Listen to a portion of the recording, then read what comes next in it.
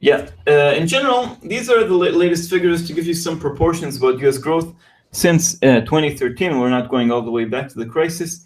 Things look a bit crazy, okay? I mean, relatively volatile. So we have begins with, in this chart, 1.1 in July 2013, reaching a peak, well, falling to contraction early in 2014. I mean, a chance of a recession. Recession is 2 consecutive quarters of negative growth. It means contraction, and that's officially a recession. We had only 1 quarter, and then we had a big bounce, 4.6, 4.3, and then also had a slowdown, a very poor quarter early in 2015, then a bounce.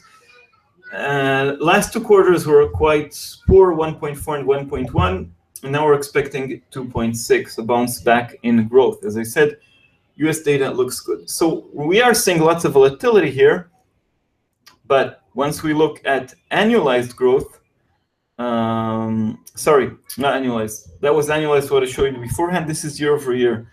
If we look at year over year, the changes are not that big, okay? So, okay, in 2013, it wasn't that strong, and gradually 2.5, 1.7, 2.6, 2.9, and recently around 2%, 2.1. Basically, what we are seeing here is what Christine Lagarde called the new mediocre. Okay, 2.5% annualized growth, sorry, year-over-year growth is not that good. Okay. Anyway, for this Friday, we're expecting 2.6, a big bounce. As I said, retail sales look good, other figures look good. But the first release tends to have the biggest chance of surprise.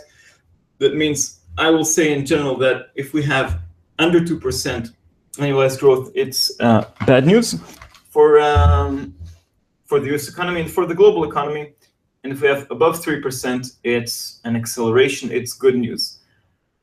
I am with market expectations, expecting this new mediocre of 2.5 or something like that, maybe closer to 2%, maybe a bit of a disappointment, but not, anyway, nothing earth-shattering. GDP figures have become a bit boring. Maybe boring is better because we don't have a boom and then we don't have a bust, but anyway, it's not excellent stuff. Questions here?